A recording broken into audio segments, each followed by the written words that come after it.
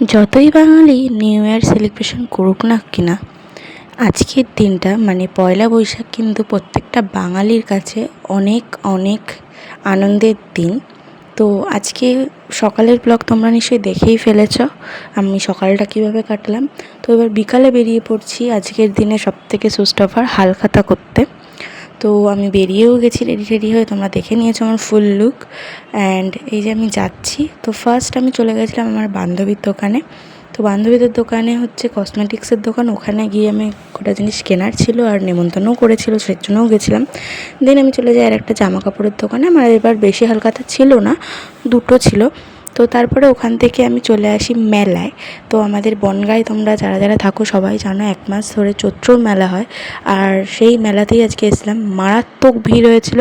আর এই যে আমার জিম পার্টনার, ডান্স পার্টনার, যা বলতে পারো আমার বোন, ফ্রেন্ড, মানে আমার খুব কাছের। তো আমরা ওর সাথে দেখা করে নিয়ে কটা কভার কিনে নিলাম মেলা থেকে।